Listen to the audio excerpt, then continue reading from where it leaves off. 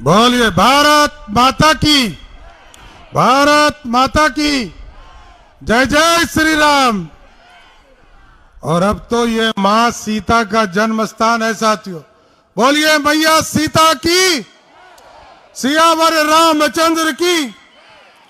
मैं आपको ये जरूर आश्वस्त करना चाहता हूं कि नरेंद्र मोदी जी की सरकार आपके लिए कानून बनाई है और आपको न्याय दिलाने का काम भी नरेंद्र मोदी की सरकार करेगी साथियों। और आपने देखा जिस तरह मोदी जी की सरकार ने नारी शक्ति आरक्षण का शुरुआत किया साथियों। और आपको याद होगा 3 विधेयक 2026 के 16 अप्रैल को संविधान विधेयक के तौर पर लाया गया, परिसीमन विधेयक लाया गया और केंद्र शासित प्रदेश कानून संशोधन विधेयक लाने का काम किया।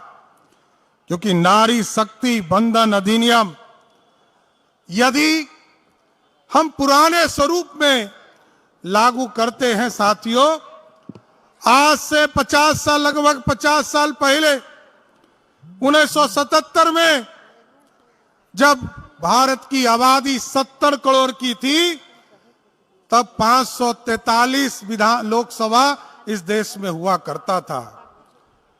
आज मोदी जी चाहते थे, बगल में समाजवादी पार्टी के नेता अखिलेश यादव चाहते हैं कि सिर्फ उनकी पत्नी सांसद बनकर जाए। डीएमके के नेता चाहते हैं, स्टालिन चाहते हैं कि सिर्फ उनकी बहन कनिमोझी देश के सांसद बनकर जाए।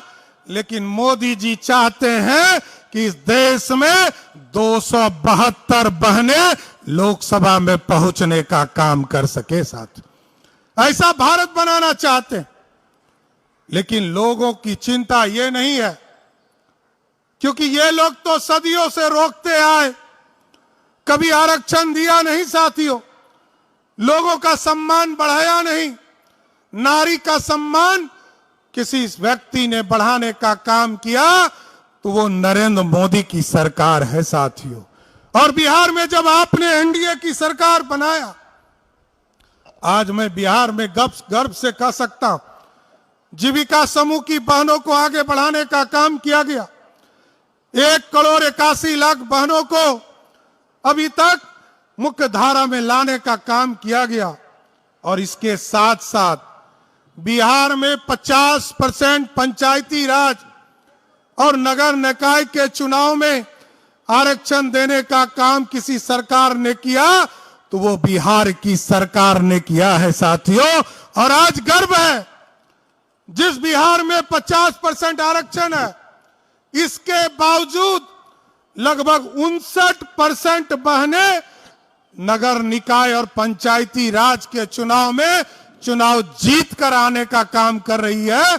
यह सबसे बड़ा लोकतंत्र की खूबसूरती है।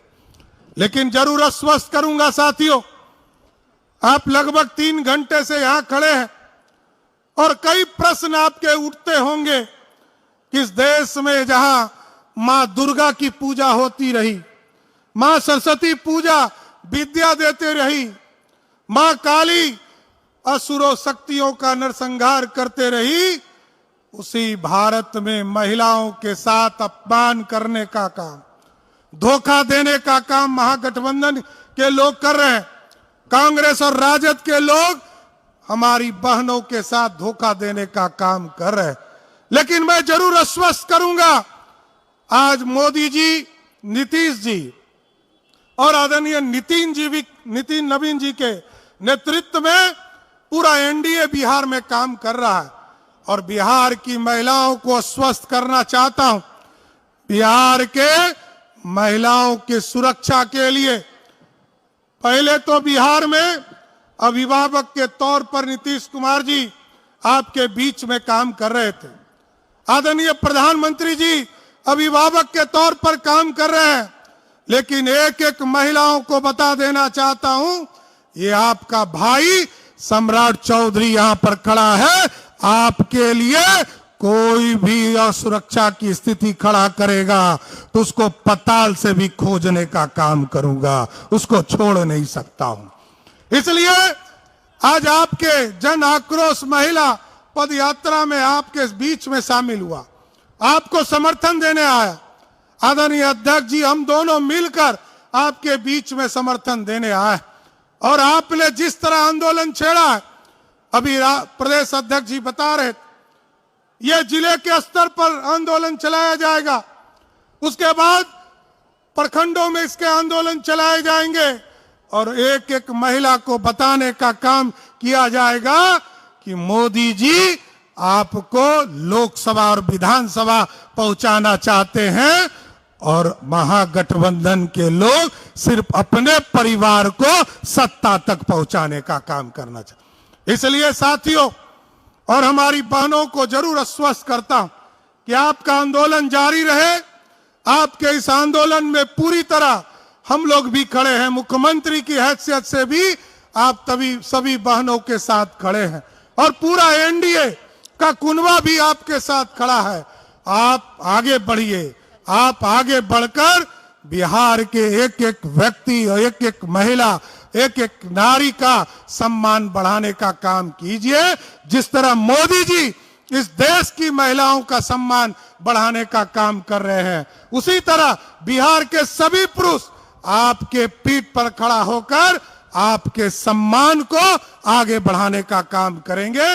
इतना ही कहूंगा कि जन आक्रोश को ज्वाला बनाकर रखिए और यह ज्वाला तब तक जिंदा रखिए जब तक आपको विधानसभा और लोकसभा में आरक्षण 33% मिल नहीं जाता है, तब तक आंदोलन जारी रखने का काम कीजिए। मैं फिर से इस जन आक्रोश में जो सभी बहनें आई हैं, सबका स्वागत करते हुए अपनी बातों को विराम देता हूं। बहुत बहुत धन्यवाद।